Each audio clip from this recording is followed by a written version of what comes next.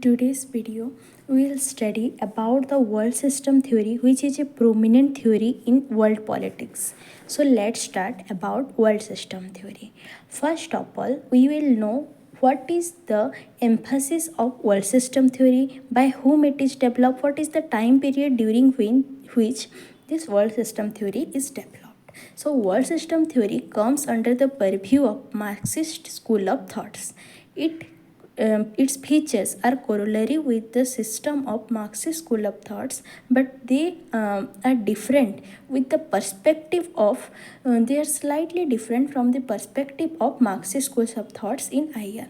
So world system theory क्या है, ये किसके द्वारा प्रोपाउंड किया गया था, उसका क्या क्या फीचर्स है, एंड ये जो वर्ल्ड सिस्टम थ्योरी के जो प्रोपोनेंट्स हैं वो किस वे में वर्ल्ड सिस्टम थ्योरी को इंटरप्रेट कर रहे हैं in order to understand the global inequality, वो सब हम आज ये वीडियो में डिस्कस करने वाले हैं. मैं जैसे बोली कि वर्ल्ड सिस्टम थ्योरी जो होता है वो मार्क्सिस्ट स्कूल से बिलोंग करता है. वो मार्क्सिस्ट स्कूल जो बिलोंग कर रहा है, मार्क्सिस्ट स्कूल में क्या रहता है, मार्क्सिस्ट स्कूल हमेशा एम्फसाइज करता है ऑन इनइक्वालिटी.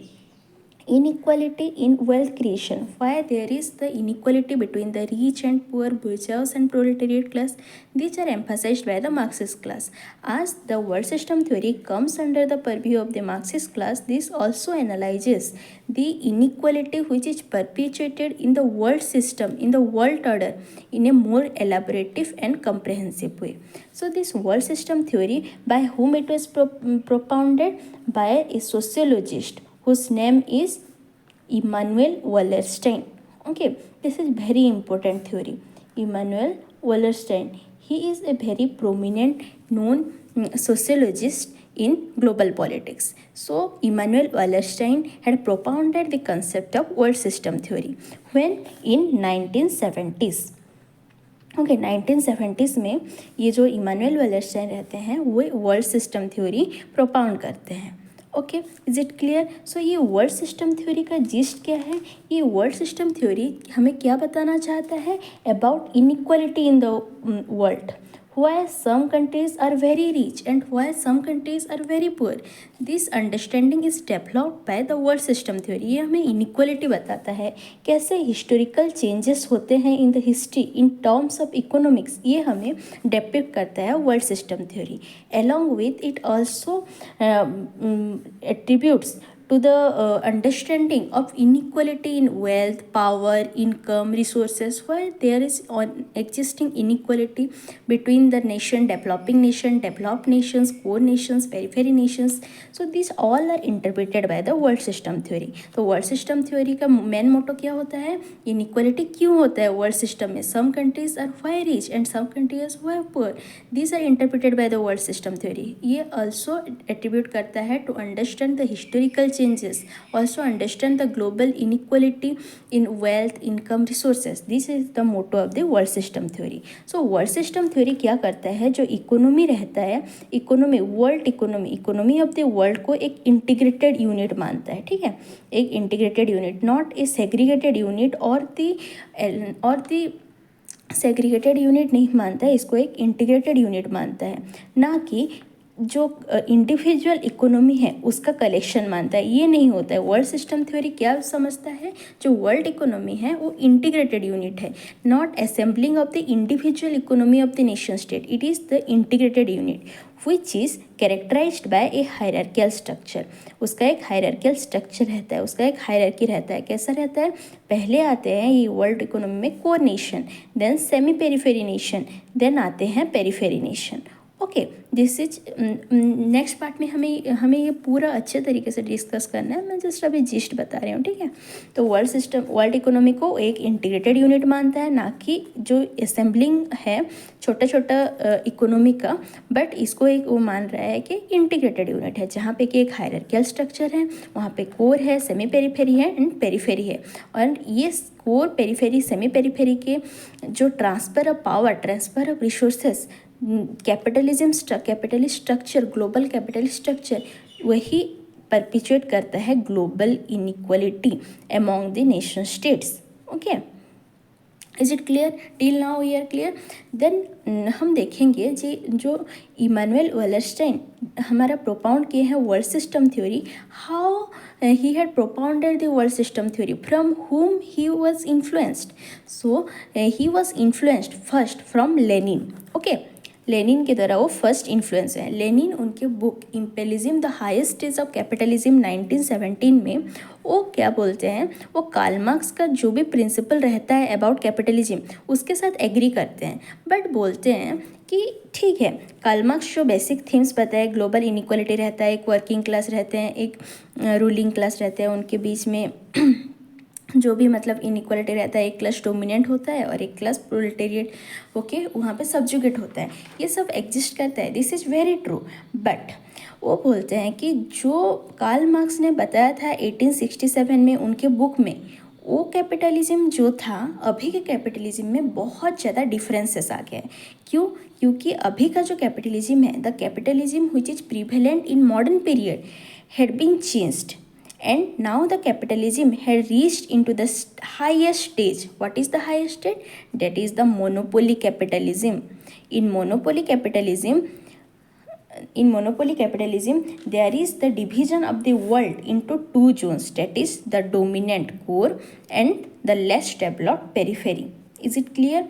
सो जो ये कैसे अलग है जो प्रीवियस जो कार्ल मार्क्स बताते हैं वो कैपिटलिज्म में, क्योंकि ये मोनोपोली कैपिटलिज्म है जहाँ पे कोर रहता है एंड पेरिफेरी रहता है. एंड कोर एंड पेरिफेरी जो रहता है उसमें क्या दिक्कत है, यहाँ जो कार्ल मार्क्स बताते थे जो working class and ruling class, यहाँ पे एक रिवोल्यूशन होगा, जो बताते थे कि एक रिवोल्यूशन होगा, ये रिवोल्यूशन ओवरथ्रो कर देगा कैपिटलिज्म को and establish and help to establish the communism in the world. But here the problem is that the यहाँ पे भी देखो कोर में भी रहेंगे capitalist class and working class and periphery में भी रहेंगे capitalist class and working class. But here there is a spontaneous linking among the working class to gather themselves, assemble themselves to perpetuate themselves into a revolution. But here the problem is that the working class are not united. There is no consolidation, no reconciliation among the working class, because the capitalist class in the core could pacify their own working class needs, demands through the future exploitation of the working class of periphery.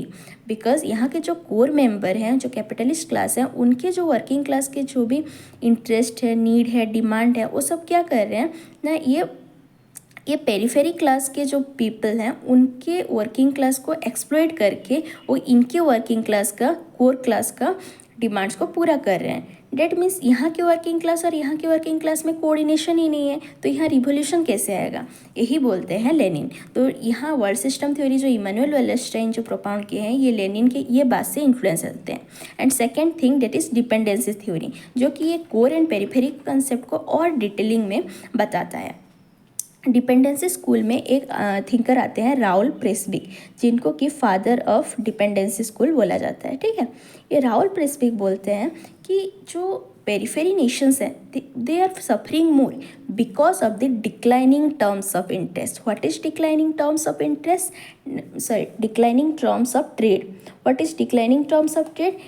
That means the core which are enriched in resources, which are democratic government, where there is the stable government is present, where there is much more resources, industrialized techniques, advancement in technology, everything is present.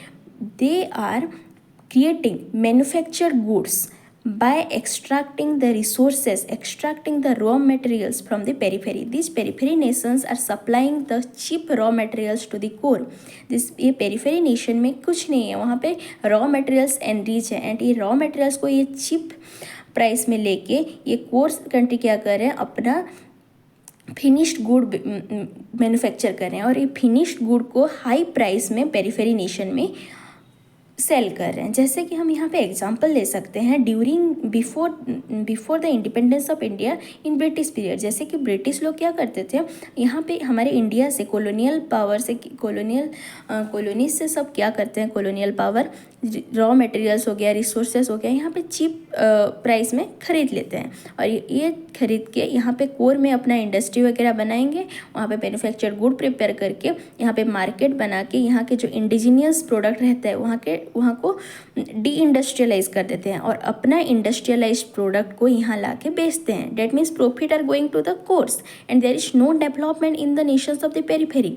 सो यहाँ Raul Prebisch बोल रहे हैं कि जो manufacture good जो core produce कर रहे हैं वो मैन्युफैक्चर गुड्स का प्राइस तो कंटिन्यूसली इंक्रीज हो रहा है, बट जो raw materials which are extracted by the core is still in the same price. There is no changes in the price. This is अगर यहाँ पे 100 रुपीज़ का रॉ मटेरियल्स मिल रहा है तो ये 100 रुपीज़ का ही है, बट यहाँ जो गुड्स वो लोग प्रोड्यूस कर रहे थे वो 100 की जगह 200 हो रहा है, 500 हो रहा है. तो यहाँ का लोगों का डेवलपमेंट हो रहा है, कोर का डेवलपमेंट हो रहा है, वरज पेरीफेरी के नेशंस के लोग वही स्टेज पे हैं, यहाँ पे कोई चेंजेस आ नहीं रहा है. सो कोर एंड पेरीफेरी में गैप बढ़ रहा है. There is no improvement in the condition of the people living in periphery nations. Okay, imbalance in the trade में इम्बेलेंस हो रहा है. अगर हो रहा है यहाँ पे बढ़ रहा है तो रॉ मटेरियल्स भी बढ़ना चाहिए, क्योंकि अल्टीमेटली जो भी प्रोड्यूस हो रहा है मैन्युफैक्चर्ड गुड्स ये तो पेरीफेरी नेशंस के लोग ही खरीद रहे हैं ना, तो इनके वर्किंग उनके स्टैंडर्ड ऑफ लिविंग में कोई इम्प्रूवमेंट नहीं. सो इम्बेलेंस इन द ट्रेड हो रहा है, मोर डिपेंडेंस, और इसके वजह से क्या हो रहा है, इनके पास अगर पैसा कम हो रहा है ये लोग ज़्यादा डिपेंडेंसी और रिलायंस हो रहे हैं towards the core nations. They are more inclined towards core to satisfy their demands, to satisfy their needs, because they have no money. Their price of the raw materials are not increasing like the core people. So these arguments are given by the Raoul Presswick, and these arguments further carried out by the further dependency theorists like the A.G. Frank, Andre Gunder Frank, H.F. Cardoso, Samir Amin, and these are many more. So Immanuel Wallerstein was influenced by these two schools, that is the Lenin and another is dependency school. In next video we will study about the world system theory which is given by Wallerstein in more details. Okay, thank you so much.